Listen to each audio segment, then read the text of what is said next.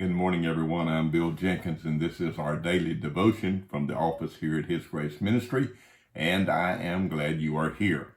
These devotions are now available on Facebook, YouTube, and Twitter, as well as being on Live 365 Radio, a ministry of the First Baptist Church of Lambrook, Arkansas. As a child, I remember having to be still, or perhaps was told to go outside and play, while my grandparents watched a soap opera that opened with the statement, "Like sands through the hourglass, so are the days of our lives." Later, the rock group Queen recorded a song, "These are the days of our lives." Now, I must confess that I miss some of the simpler ways and the quieter things of my youth. However, those days are gone. We cannot live in the past any more than we can live in the future. We must live in the present. The days in which we are living closely resemble the perilous days of 2 Timothy chapter number 3. Troubling reports from around the world as well as from our own nation fill the airwaves. The present storm is bearing down on us. Jesus said, Matthew 24, verse number 7, "For nation shall rise against nation, and kingdom against kingdom, and there shall be famines, and pestilence, and earthquakes in divers places. All these are the beginning of sorrows. Then shall they deliver you up to be afflicted, and they'll kill you, and you will be hated of all nations for my name's sake. And then shall many be offended. They shall betray one another, and shall hate one another. And many false prophets shall arise and deceive many, and because iniquity shall abound, the love of many shall wax cold." Listen to these words. Neighbor against neighbor. Those of your own household at odds with you. Scripture, Matthew 24:10. It's being fulfilled daily. Storms are raging, and that has not taken God by surprise, nor has he forsaken or forgotten you. There was a day in the lives of the disciples, a day of turmoil, a day of trouble, a day that symbolizes in many ways the days that you and I are facing. And this week, our devotions will center around a specific event found in Luke's Gospel, chapter 8, verses 22 through 25. The event is also recorded in Mark's Gospel as well as Matthew's Gospel. Verse 22 of the book of Luke, chapter number 8 says, "Now it came to pass on a certain day that he went into the ship with his disciples, and he said unto them, Let us go over to the other side of the lake. And they launched forth." And here's the beginning of their trip. Just like the beginning of our salvation, just like the beginning of our walk with the Lord, there was that starting point. The destination was given in advance. You're going to the other side. You and I are headed to a better place. Verse 23, "But as they sailed, he fell asleep." He is no longer prominent. He's no longer speaking to them.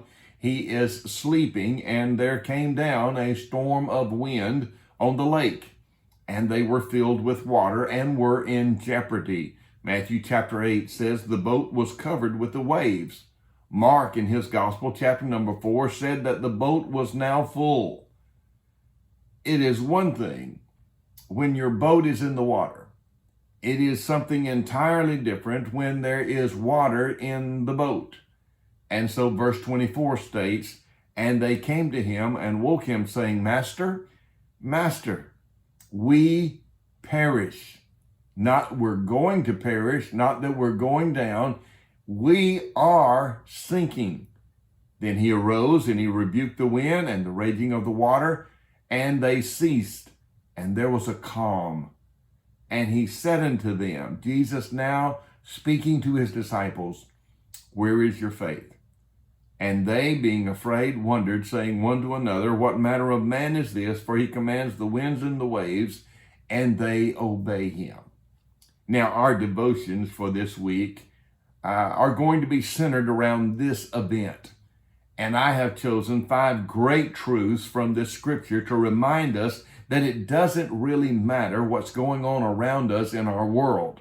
The winds could be blowing, the waves could be higher than the mast on the boat, but what really matters is who's in the boat with us.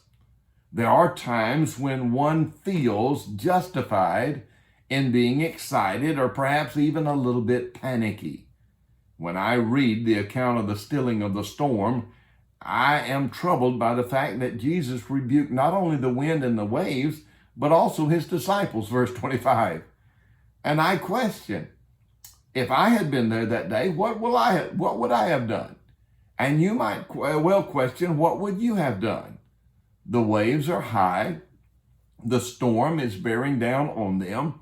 The boat is full of water, and it is a long way to shore. Who would you turn to? He is the one who called you and told you to go to the other side. Why not call upon the Master? Perhaps the rebuke came because before calling on Jesus and waking him, I hope you get this, they tried to solve the problem themselves. I wonder if they had called on him at the beginning of the storm, would they have received the rebuke? You see, he was there all the time. Yet they tried to rely on their own strength and past knowledge, because they were fishermen, to handle the storm, only to see the storm grow stronger minute by minute. Why the rebuke? Would not all of us have cried out to the Master at such a time as this? This is the first in a chain of 4 events that will happen to the disciples before Jesus sends them out 2 by 2 to be a witness of the greatness and the goodness of God. In these 4 events, he is preparing them for life by allowing them to experience tough days. No great discourse, no great explanation is given. The emphasis is on faith. O ye of little faith. How do you respond when the storm blows? Do you forget the direction given by the Lord? Go to the other side. Do you forget that he is with you? Do you forget that as long as he is in the boat, it will not go down regardless of how hopeless the situation may look? I fear many times in my own life that the wave height and the strong winds of turmoil have made me forget his promise never to leave me nor to forsake me, Hebrews 13:5. In our world of trouble, let us never forget, this is the will of God for us. He will never allow anything to come into my life that will overcome me if I put my faith in him. 1 Corinthians 10:13 says, there hath no temptation taken you, but such is common to man, but God is faithful, who will not suffer you to be tempted above that you are able, but will with the temptation also make a way of escape, that you may be able to bear it.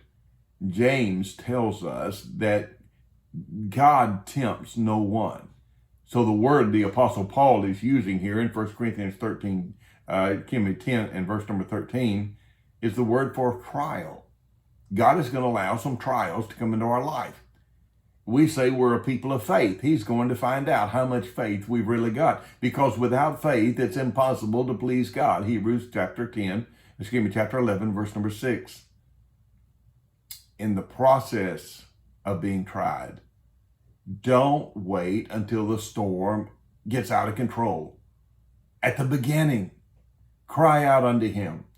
At the beginning, wait Jesus. Remember this great truth. If you are saved, you are not alone. He is in your boat today, regardless where you're sailing. Don't wait until the storm is about to overcome you. You cannot handle all that the world or Satan will bring against you today. It may be Monday, but your captain is calm. Call upon him early, before the storm gains strength. Trust him. Well, dear friend, that is our devotion for today. And until tomorrow, may the Lord bless and keep you is my prayer.